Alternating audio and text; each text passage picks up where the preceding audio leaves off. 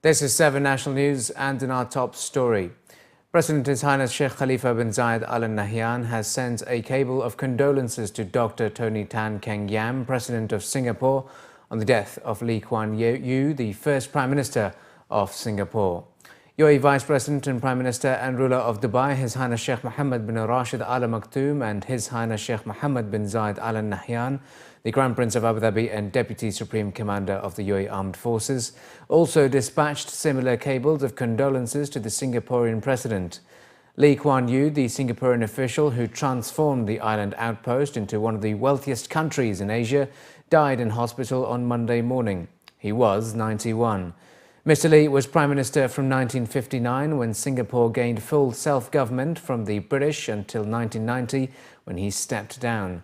Later into his life, he remained the dominant personality and driving force in what he called a first world oasis in a third world region. With successive ministerial positions over 50 years, Lee was one of history's longest-serving ministers. As part of the initiatives of the UAE Vice President and Prime Minister and ruler of Dubai, His Highness Sheikh Mohammed bin Rashid Al Maktoum, for the health of the elderly, the Dubai Health Authority, headed by Director General Isa Al Maidoor, has conducted a 3-day home visit program for geriatric patients in Fujairah who require such services. The authority has been providing continuous home care services to a number of elderly patients in Fujairah who need such services, and has recently expanded its service to add newer areas under the program. Al Maidoor was quoted in Emirates news agency WAM stating that DHA is putting significant emphasis on its geriatric services, and home care is a fundamental part of that. The program is comprehensive and provides home-based preventive, curative, rehabilitative services for the elderly. The aim is to provide such services for the elderly population who cannot visit a hospital for their medical condition, thus ensuring that their convenience is taken into consideration. The DHA has formed a comprehensive team to manage the home care program in Fujairah. In the last 3 days, the team has seen 57 patients, of which 36 were follow-up cases and 21 new cases. The Roads and Transport Authority has announced the launch of a new automated service called Masar that will start issuing fines to drivers who violate the dedicated bus and taxi lanes across Dubai. Following 3 months of awareness campaigns to urge drivers to avoid using the dedicated lanes for taxis and buses, the RTA has announced that it will start issuing fines worth 600 dirhams to offenders from the 1st of April.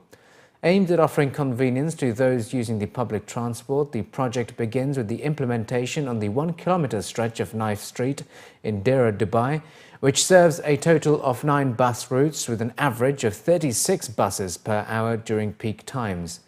The RTA also announced that it will soon issue automatic fines at all 30 different locations to deter violators from using the dedicated lanes. A total of 7 cameras have been installed along the Knife Street, which will continue to monitor the lane and identify the private vehicles and issue fines directly using the latest technology. Commenting on the new service, Adil Shakri, the Business Development Director of the Public Transport Agency at the RTA, stated that drivers will have a leverage of using the lanes for around 20 metres prior to the fine being issued.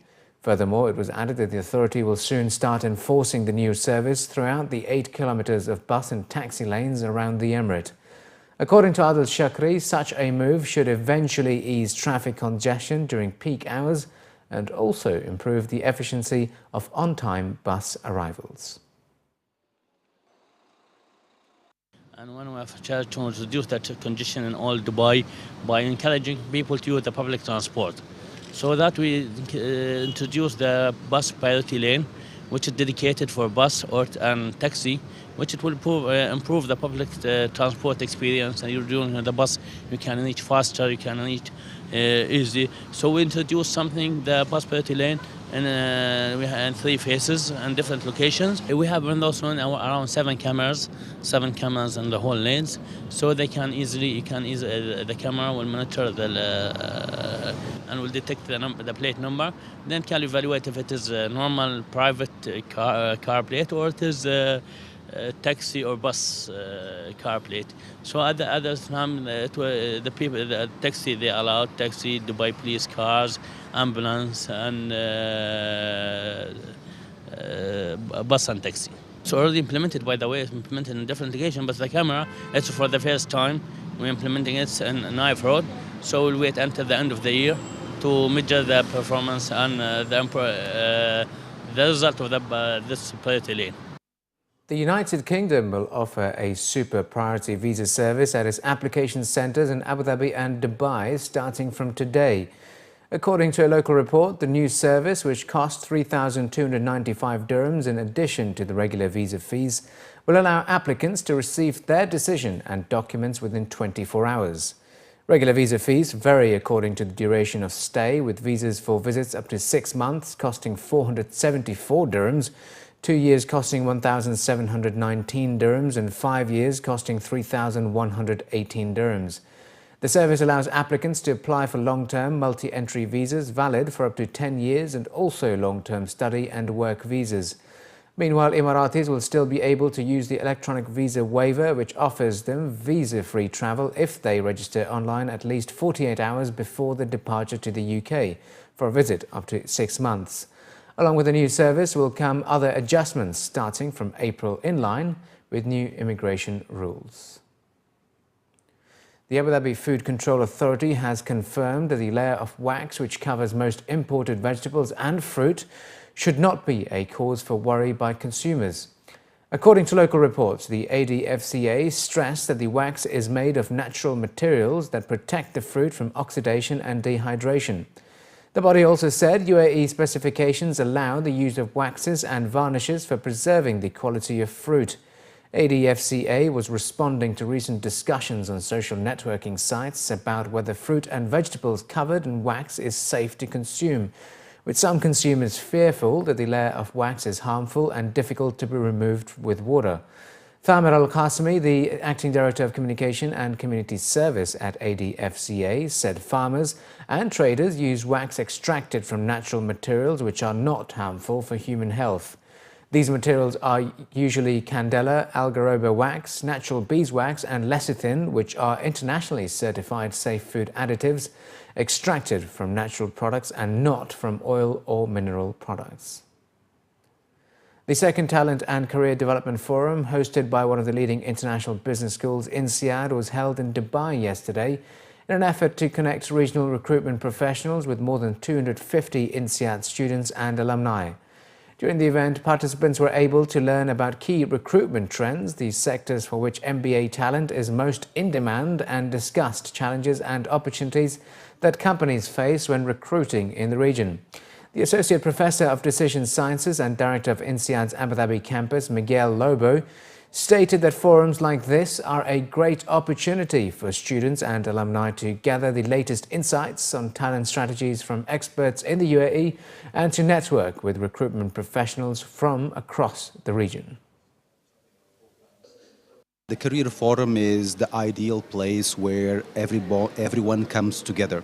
We have almost 60 recruiters present in the forum today, and we have about 200 MBA students flying from Europe and from Asia, and some of them are here as well for some learning that happens in the Abu Dhabi campus as well. And it's also a good time because the job market for high quality international talent in the UAE is a very good one right now. So we feel that from both sides, both in terms of what the country needs and the opportunities that it provides for the kind of students that we have in our MBA program, this is really the perfect match. Attracting the participation of more than 55 companies, this year's forum saw a higher number of corporate recruiters and decision makers from various sectors engaged with INSEAD students and alumni in career development discussions. Stella Mandahu, the head of corporate partnerships and career development at the Abu Dhabi campus, also stated that the forum once again highlighted the tremendous opportunities available in the UAE to top talent from across the world. With the upcoming Expo 2020, INSEAD Talent has a great opportunity to satisfy the recruitment needs of organizations that will be looking to rapidly attract and expand their headcount within the region. With the current preparation for the Expo, the World Expo, as well as the growth that the region is experiencing after the Arab Spring and the global financial crisis, we see a lot of demand for skilled talent to move in the region. So there are sectors such as infrastructure, hospitality and travel, consulting, financial services that are also experiencing a boom in the region. As far as the INSEAD Career Development Center is concerned, across all of our 3 locations, our mission is not only to develop talents in terms of rigorous coaching, but also to connect and market that talent internationally with global employers. So we give them a lot of opportunities for networking, such as the Career Expo today. We prepare them to face the needs of global employers. And what makes INSEAD Talent quite unique is not only the quality of education that they receive in terms of top-tier business school, but is also the soft skill development, which is what is the most sought after by employers. And when we talk about soft skill development, we mean entrepreneurial skills, we mean languages and anything that has to do with international exposure and bringing that know-how into the region. And finally, in the bulletin, Dubai-based healthcare provider Aster DM Healthcare has announced legendary Indian cricketer and recipient of India's highest civilian award, Bharat Ratna, Sachin Tendulkar, as its global face and brand ambassador. Commenting on the partnership with Tendulkar, the chairman and managing director of the healthcare provider, Dr. Azad Mupin, said that Tendulkar will not only make the task of educating the masses about the importance of healthy living and safe medication easy, but also spread the message out to public with socially relevant causes. Dr. Mupin revealed that he is looking to further extend the reach of Aster as a global brand, and Tendulkar's support will certainly help in achieving this goal. While thanking Aster Pharmacy for choosing him as their brand ambassador, Tendulkar said that he is looking forward to working with the company to make a positive impact. The representatives of the healthcare provider added that going forward, and Cricketing Giants will also provide support to a variety of community initiatives undertaken by the group. We have a legend here who is an embodiment of health and who is an embodiment of integrity, who is an embodiment of trust, and who has,